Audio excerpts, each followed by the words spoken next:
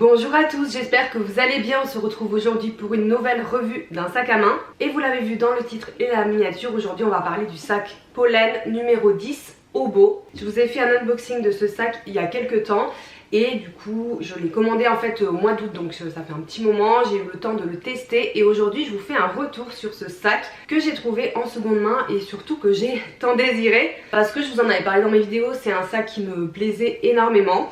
Mais en fait il a été donc discontinué par la marque, donc arrêté, la production a été stoppée. Ce qui fait que j'ai pas pu en faire l'acquisition en neuf et j'ai mis un petit moment à le trouver en seconde main pour trouver le cuir, le type de cuir, la couleur, les finitions qui me plaisaient le plus, chose que j'ai faite. C'est un peu compliqué avec la hanse, qui est donc celui-ci en cuir lisse noir avec les surpiqûres contrastées. Donc je vais vous faire un retour sur ce sac et vous dire ce que j'en pense. Et contre toute attente, c'est la première fois que je suis aussi mitigée avec un sac pollen et vous allez comprendre pourquoi au fil de la vidéo. Mais il y a également quand même des points positif, mais peut-être que je m'attendais à l'apprécier un petit peu plus que ça. Je vous fais un peu du teasing, mais bon, je vous dis tout de suite, on commence tout de suite, c'est parti. Donc le numéro 10 Obo de Pollen est une version plus grande du numéro 10 classique de Pollen. Quand je dis numéro 10 classique, c'est vraiment pour différencier. Et je parle de ce sac-ci que je possède également, c'est-à-dire la plus petite version. Mais il me semble qu'elle est sortie en premier et qu'ensuite ils ont sorti la version Obo. Donc quand je vais parler du classique, sachez que je parle de celui-ci. Le Obo est vraiment la même chose, sauf qu'il est, comme vous le voyez, plus grand. En fait, on a une double épaisseur en haut, mais la base reste la même. Et on est sur un sac 2001. Et Obo pour celui-ci, c'est-à-dire qu'il y a une seule anse et qu'il est destiné principalement aux portées épaules. Et ça c'est très important, vous verrez pour la suite. De mon côté, comme je vous le disais, c'est vraiment un sac qui me plaît depuis longtemps, même avant la version classique. Et quand Pollen m'avait proposé de recevoir un sac, j'avais choisi celui-ci parce que celui-là n'était plus disponible. Et après en fait ils ont carrément arrêté la production. Mais en fait j'ai tellement aimé le numéro 10 classique, et je vous en parle d'ailleurs dans plein de vidéos, que je me suis dit tu vas forcément apprécier celui-ci qui a une plus grande contenance. Moi vous savez j'ai jamais assez de contenance. Donc je me suis dit allez cherche-le en seconde main. J'ai mis vraiment du temps parce que j'étais pas fixée sur ce que je voulais en termes de couleur et tout. Mais vraiment j'avais eu un coup de cœur pour le cuir lisse noir avec ses surpiqûres contrastées beige. Et c'est d'ailleurs la version que je voulais prendre à la base pour le classique. Mais je m'étais dit t'as trop de noir et tout, prends le top. Et j'ai pas du tout regretté, au contraire le top de Pollen c'est vraiment une couleur qui passe avec tout. Mais du coup pour cette version, quand je me suis décidée à le chercher, j'ai choisi la finition que j'adorais au départ et que j'adore toujours. C'est pour moi un des plus gros points positifs de ce sac. Avant d'aller plus loin dans mes explications, mes tests, je vous propose de faire un zoom sur ce sac, sur la contenance et sur les modes de portage. Et ça vous donnera déjà des premières indications sur certains ajustements que j'ai dû faire avec ce sac pour qu'il me convienne un peu mieux. Et on se retrouve juste après. Donc voici le numéro 10 Obo de Pollen. Donc comme d'habitude je vous affiche les dimensions à l'écran. C'est un sac qui va être en cuir de veau pleine fleur finition lisse, qui est pourvu d'une anse réglable à l'aide de petits trous. À l'intérieur on va avoir le grand compartiment, une poche plaquée ici mais assez fine, je sais pas trop si vous allez la voir, et à l'arrière une autre poche plaquée juste ici. Donc comme toujours avec Pollen, ce sont des sacs fabriqués à la main en Espagne. Au niveau de la contenance, je vais vous montrer un petit peu ce que je peux mettre dans ce sac. Donc déjà on peut mettre facilement, alors soit une petite tablette, soit une liseuse ou même carrément un livre. C'est assez pratique, ou un carnet, ce genre de choses. C'est vraiment le genre de sac qui permet de prendre ces éléments là. Hop, qu'on va pouvoir mettre juste ici. Alors je peux aussi mettre une bouteille d'eau de ce type de format, même si c'est pas forcément l'idéal avec les côtés, ça passe donc c'est quand même intéressant. Également une petite pochette pour mettre ses affaires, et dans ce sac c'est assez nécessaire d'organiser les éléments, sinon on perd vite les choses. Également un petit porte-monnaie ou porte-carte. Là j'ai repris mon Longchamp parce que je sais pas ce que je fais en ce moment.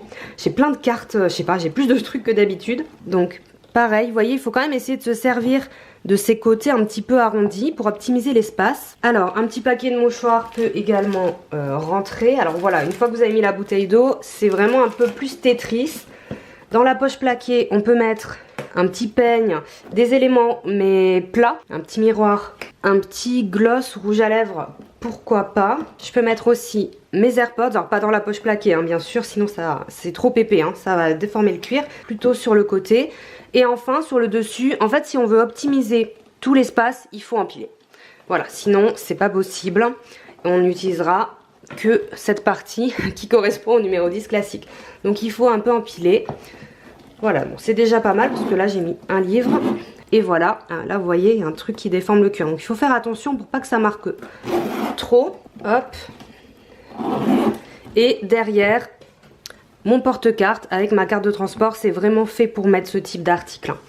C'est pas fait pour mettre des choses trop volumineuses, une nouvelle fois, pour pas déformer le cuir. Donc voilà pour la contenance, là il est quand même bien rempli et commence à peser un petit peu son poids. Mais ça reste assez intéressant. Je vous montre maintenant les modes de portage et cette bandoulière à laquelle j'ai dû faire des petits ajustements.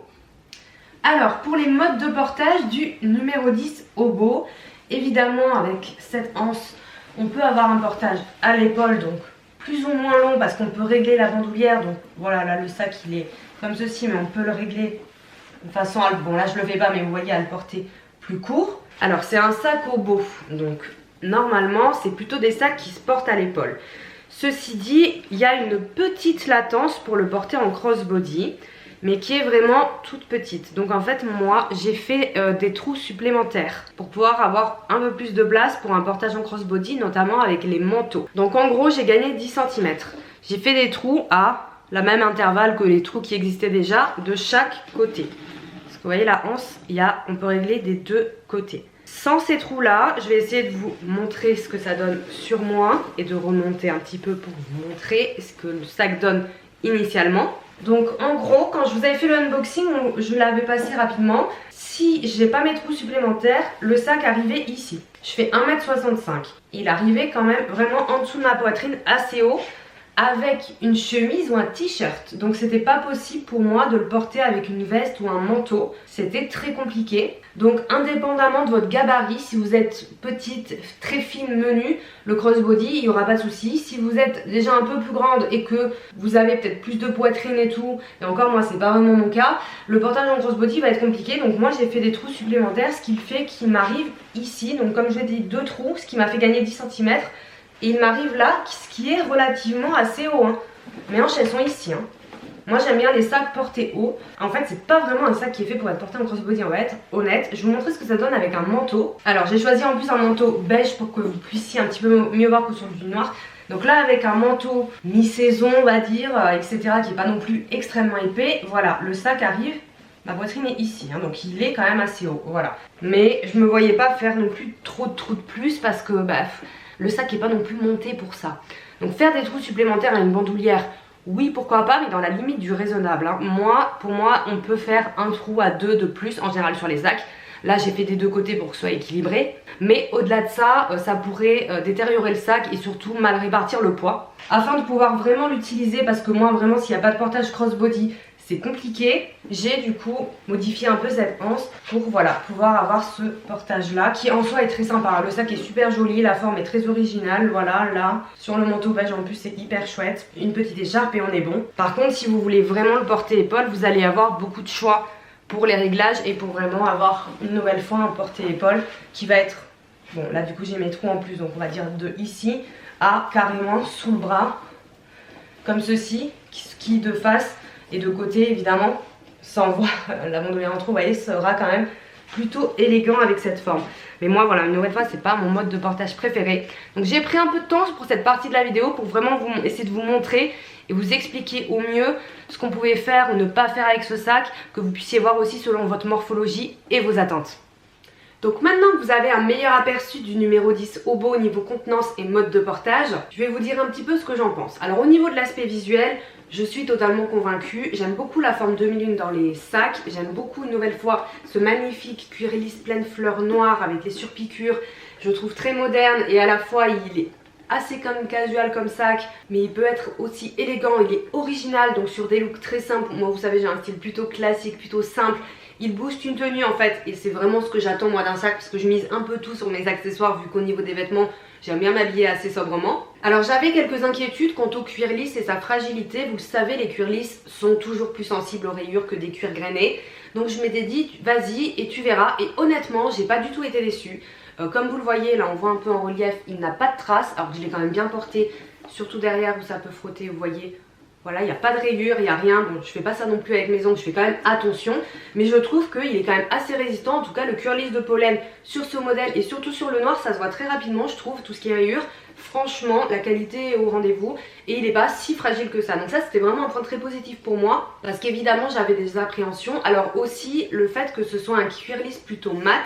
Alors là, il reflète la lumière et tout, mais quand même plutôt mat. Je pense que ça prend un petit peu moins les marques, les rayures qu'un cuir lisse qui va être plutôt satiné. Exemple, j'ai mon petit sac Triomphe de Céline qui est en cuir lisse satiné, qui prend pas spécialement les rayures, mais par contre il va prendre les marques, les traces de doigts de maquillage. Il va falloir le nettoyer un peu plus souvent, je vous l'avais dit dans la revue. Celui-ci, c'est pas le cas, j'ai pas eu à le nettoyer une seule fois, si ce n'est quand je l'ai reçu, parce que je nettoie toujours mes sacs quand je les reçois. Il y a beaucoup de variations de lumière dans la vidéo, je suis désolée, on est pile en face d'un nuage qui va et vient, donc il y a un peu de variation avec le soleil, désolée.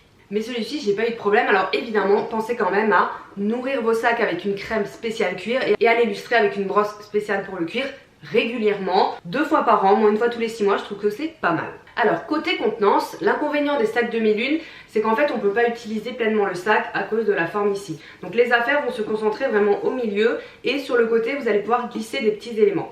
Ce qui n'est pas forcément gênant selon la taille du sac, mais il faut le savoir. C'est pas un sac carré que vous pouvez utiliser d'angle en angle. Sur le numéro 10 classique, je trouve ça pas très gênant parce qu'en fait on arrive à empiler les choses et à les attraper facilement. Par contre, avec celui-ci, j'ai eu quand même quelques difficultés d'ergonomie, je dirais. Parce que c'est un sac, du coup, si vous voulez utiliser toute sa contenance, si vous l'avez vu un petit peu dans le plan précédent, qu'il faut utiliser en hauteur. En fait, il faut empiler les articles parce que sinon, vous n'utiliserez que le fond du sac. Donc si vous avez peu de choses à prendre avec vous, vous allez utiliser que le fond du sac et en soi, c'est pas forcément un problème. Mais si vous avez plus de choses, il va falloir empiler. Ce qui rend la chose parfois un peu plus compliquée à l'usage au quotidien. Parce qu'on est du coup sur un sac où on va devoir plonger sa main tout au fond si on veut attraper quelque chose qui est tout au fond. Et s'il y a des choses empilées sur le dessus, il va falloir les enlever, etc. L'ouverture peut un petit peu s'ouvrir, mais ça reste un sac avec du cuir, une forme, vous voyez, pas beaucoup d'épaisseur, ça reste rigide. Donc le but c'est pas de faire ça à chaque fois. Et voilà, si vous avez des petits éléments au fond, etc. ou qui se sont mélangés, parce qu'une nouvelle fois, forme demi-lune, si vous mettez les choses sur le côté, ça va un peu aller vers le fond, etc. Si vous avez beaucoup de petits objets, c'est pas le sac que je vous recommande, je vais être très honnête. Par contre, si vous avez un peu plus d'objets volumineux à mettre, je vous ai montré l'exemple du livre, une liseuse, etc. En fait, ça va compartimenter le sac. Et donc ça sera plus facile. Donc si vous aimez vous organiser avec par exemple des pochettes pour vos sacs, mettre tout dans des pochettes, le rouge à lèvres, les AirPods, nanana, ça peut le faire parce que tout sera organisé, vous saurez exactement quoi et où. Si vous avez tout en vrac dans votre sac, une nouvelle fois votre rouge à lèvres, vos AirPods, votre briquet, votre carte de transport, etc. Ben en fait tout va glisser au fond et vous allez être tout le temps un petit peu comme ça. Et c'est pas effectivement la chose la plus pratique que j'ai connue en termes de sac. Donc je préfère vous prévenir. On est aussi sur une revue et moi je vais essayer de vous conseiller pour savoir à qui le sac peut convenir, est-ce qu'il peut vous convenir ou pas. Il y a une poche plaquée à l'intérieur dans laquelle on peut glisser des petites choses, mais elle est très fine. Donc ça va être des choses plates. Si vous mettez des choses volumineuses, ça défendra la poche. Par contre, ce qui est très pratique, c'est la poche plate extérieure. Et ça, j'aurais vraiment aimé l'avoir sur la version classique, même s'il est plus petit. Parce que notamment, moi, je mets ma carte de transport, donc au moins, elle est facile à emporter. Je vous conseille pas de mettre un téléphone parce que, une nouvelle fois, c'est une poche plate. Excusez-moi, je prends du coup mon téléphone pour vous montrer. Alors, il rentre comme ça, mais vous voyez, ça force sur le cuir. Donc, c'est pas non plus idéal. Et au-delà de ça, avoir mon téléphone comme ça, bon, même s'il est plaqué sur moi en portage crossbody, je suis pas très fan parce que, bon, voilà, c'est pas. Et dans l'autre sens. Il va rentrer aussi, mais vous voyez, enfin, ça déforme le cuir, c'est pas le but.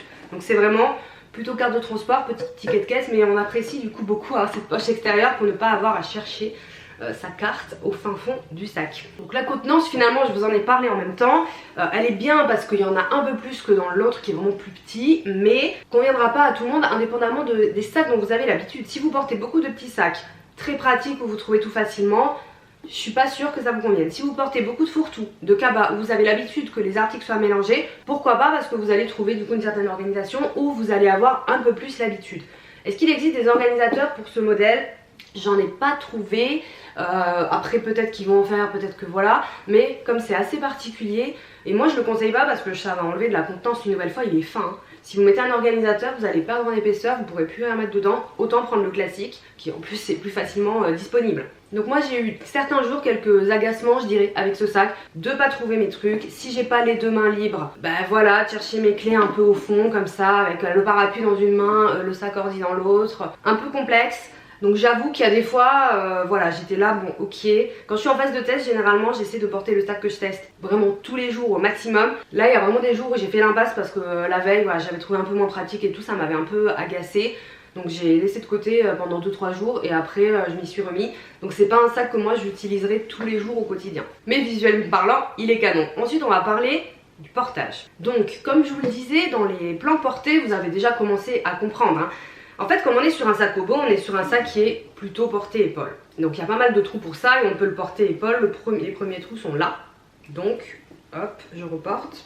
On peut avoir un porté épaule, à peu près comme ça, assez court. Ce qui est très joli. Moi, c'est pas mon truc, c'est pas que j'aime pas, mais c'est que souvent, je suis un peu encombrée, j'ai mon ordi ou quoi, ou autre. Et en fait, je préfère aussi le porter crossbody, que ce soit côté style mais aussi côté sécurité parce que comme ça j'ai toutes mes affaires près de moi, on va pas m'arracher mon sac et tout. Je parle beaucoup d'insécurité en ce moment parce que je trouve que dans ma ville c'est de pire en pire et vraiment du coup je me sens pas à l'aise porter mon sac à la main ou à l'épaule parce que en fait j'ai peur qu'on prenne mon sac en fait. Hein. Je vous dis, on m'a volé mes lunettes de soleil il y a pas si longtemps.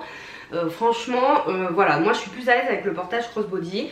Donc il est possible avec les trous préfets d'avoir un portage crossbody comme je vous l'ai montré, mais sans veste et manteau trop imposant, ou alors si vous êtes petite et extrêmement menue. Si vous avez un peu plus de forme, un peu plus de poitrine, j'en parle même pas, moi c'est pas mon cas, mais pourtant voilà, le portage en crossbody avec les trous qui sont proposés est un peu compliqué et avec des gros manteaux d'hiver, en fait c'est pas possible. J'ai déjà vu sur des photos, mais le sac est vraiment haut et en fait ça gêne, donc pour une photo ok, pour le quotidien c'est compliqué.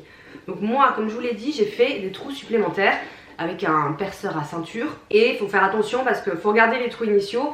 Il y a des trous et il y a également une espèce de fente latérale dans ce sens pour qu'après on puisse passer les petits éléments en métal, je sais pas comment ça s'appelle dans les trous. Donc du coup j'ai dû faire un trou et percer au cutter dans ce sens. Je vous dis c'est pas moi qui l'ai fait en plus, c'est un de mes collègues qui est vraiment très doué et qui a le plus le matériel, donc merci. Mais du coup voilà, 2 trous supplémentaires pour pouvoir avoir mon portage en crossbody comme je vous l'ai montré, ok avec le manteau. Donc entre ça et peut-être l'ergonomie du sac, je me dis, est-ce que c'est pour ça que Pollen l'a pas arrêté? Parce que finalement il était pas si pratique que ça et il y a peut-être eu des retours dans ce sens.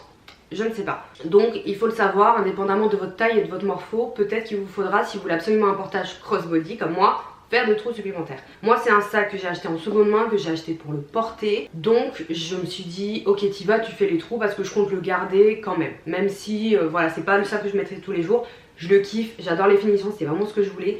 Donc en tout cas pour le moment je le garde, donc j'ai choisi de faire la modification. Même si voilà, si un jour je veux le revendre, il faudra que je précise que j'ai fait cette modification. Et on sait que parfois ça aide pas pour la revente. Après voilà, les trous sont faits nickel, ça se voit pas. Honnêtement je dirais pas, ça se verra pas. Au niveau du rapport qualité-prix, alors je n'ai pas retrouvé le prix exact de ce modèle vendu neuf chez Pollen et je me souviens pas. Si jamais vous l'avez, mettez-le moi en commentaire. Mais je pense qu'il est raisonnable de penser que c'était entre 300 et 350 euros, peut-être 360 parce que c'est à peu près les prix pratiqués par Pollen et il était plus cher que le classique parce qu'il est plus grand. Donc moi je suis ok niveau rapport qualité-prix comme d'habitude avec Pollen, le cuir il est exceptionnel, je crois que c'est mon premier sac en cuir lisse. Alors j'ai un sac qui est bimatière chez Pollen, il y a un peu de cuir lisse, c'est le numéro 1, mais c'est pas pareil qu'un sac totalement en cuir lisse. Et honnêtement comme je vous l'ai dit, agréablement surprise du fait qu'il s'abîme pas tant que ça et qu'il est... Il est doux, il est soyeux, les finitions sont parfaites, hein, même si vous voyez c'est un modèle qui a été arrêté, mais pour autant c'est pas des modèles qui ont été bâclés en termes de finition. Donc moi je suis toujours super ok avec la qualité Pollen, honnêtement, j'ai rien eu à dire. Et j'aurais peut-être pu être plus exigeante parce que bah voilà c'est un sac que j'ai acheté moi-même et que des fois quand je les reçois avec Pollen, ou des fois vous vous dites peut-être que je suis moins exigeante parce que c'est un cadeau, mais là il n'y a pas de raison et vraiment j'ai absolument rien à dire au niveau de la qualité du sac, même le dessous, parce que bah oui. Alors ça j'en ai pas, vous savez quoi, je l'ai même pas mis dans mes notes. Évidemment c'est pas un sac que vous pourrez vraiment poser comme ça parce que vu qu'il est assez lourd, il va un peu tanguer et voilà, il faut vraiment essayer de le poser ou alors contre une surface etc, mais il aura du mal à rester droit. Ce qui n'est pas le cas avec le petit parce qu'il y a moins d'auteur donc il y a moins de poids. Ça reste un détail, mais c'est vrai qu'il peut se... Fermez-le si vous le posez parce que s'il se renverse, voilà, c'est pas cool. Donc moi je l'ai payé en seconde main, je vais vous dire, je me souviens plus. Je l'ai payé 317 €, frais de port compris, j'ai acheté sur Vinted et frais Vinted compris. Tout compris 317 €. Donc je pense que j'ai négocié à 300 €. Il me semble qu'elle l'avait mis, à combien elle l'avait mis? Peut-être 340, 350, j'ai négocié un petit peu. Je pense que c'était une blogueuse qui le vendait. Donc voilà, ça reste élevé, mais c'est un sac qui est arrêté. Dans cette finition, il est assez convoité. Donc je sais que j'aurais pas pu faire un meilleur deal. Et pour moi, c'était à peu près le prix que je voulais y mettre. J'aurais pas voulu y mettre beaucoup plus que 300 €. Bon, les 17 €, je vous dis, je pense qu'il y avait l'authentification Vinted, frais de port et compagnie dedans.